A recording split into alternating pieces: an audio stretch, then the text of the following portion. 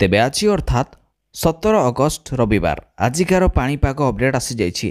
राज्य में सक्रिय लघुचापर प्रभाव आसंता 24 घंटा अर्थात आज सकाळु आसंता काली सकाळ पर्यंत 2 जिले में प्रबल वर्षा एवं 22 जिले में सामान्य वर्षा पर येलो वार्निंग जारी कला भुवनेश्वर स्थित आंचलिक पाणीपाग विज्ञान केन्द्र। अन्यपटे पाणीपाग विभाग देला बड़ सूचना आसुची आउ एक लघुचाप 18 रु प्रबल वर्षिब। तेबे आज जो 2टी जिला को प्रबल वर्षा पर येलो वार्निंग जारी करा जायछि। उक्त 2टी जिले में 7 रु 11 सेंटीमीटर पर्यंत वर्षा हेबा सहित बिजुली घड़घड़ी ता सहित 30 रु 40 किलोमीटर बेगर पवन बहिबो बोली कहिछि पाणीपाग विभाग।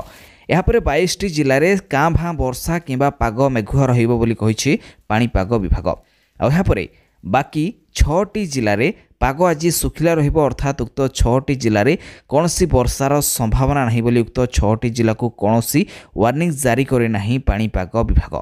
तेबे आज क्यों 2टी जिले में प्रबल वर्षा क्यों 22टी जिले में कां भां वर्षा ता सहित क्यों 6टी जिले में पाग सुखिला रहिबो एनी पाणीपाग विभाग कौन अपडेट देछि ता सहित 18 तारिख रु आसुथवा लघुचाप विषय पाणीपाग विभाग संपूर्ण अपडेट कौन रही विवरण जानिबा पई निहाती भाବରେ वीडियो को शेष पर्यंत देखंतु। ता सहित चैनल को नुआ करी आसीथिले एबे हम चैनल कवरेज ओडिया को सब्सक्राइब करबा सहित नोटिफिकेशन को मध्य ऑन कर दियंतु। प्रतिदिन पाणीपाग संबंधी समस्त अपडेट सूचना सबु पाई परिबे। तेबे गोटे लघुचापर प्रभाव न सरुणु बंगोपसागर में आसुछि आउ एक लघुचाप।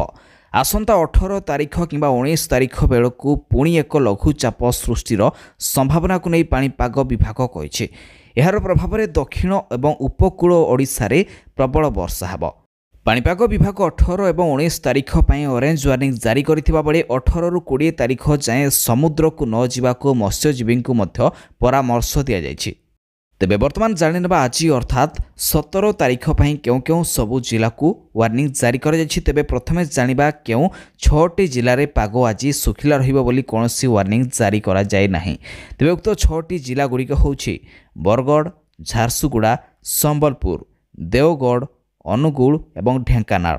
यापर जो 22टी जिले में कां भां वर्षा किंबा पाग मेघुआ रहिबो बोली कहा जायछि। उक्त 22टी जिला गुड़िक होछि नवरंगपुर, नुआपड़ा, कलाहांडी, रायगड़ा, गजपति, गंजाम, कंधमाल, बौद्ध, सोनपुर, बलांगीर, नयागढ़, खोर्धा, पुरी, जगतसिंहपुर, कटक, केन्द्रापड़ा, जाजपुर, भद्रक, बालेश्वर, मयूरभंज, केन्दुझर एवं सुंदरगढ़। एवं जो 2टी जिले में प्रबल वर्षा अर्थात 7 रु 11 सेंटीमीटर पर्यंत वर्षा सहित बिजुली घड़घड़ी हेबो बोली येलो वार्निंग जारी कर जायछि। उक्त 2टी जिला गुड़िक होछि कोरापुट एवं मालकानगिरी।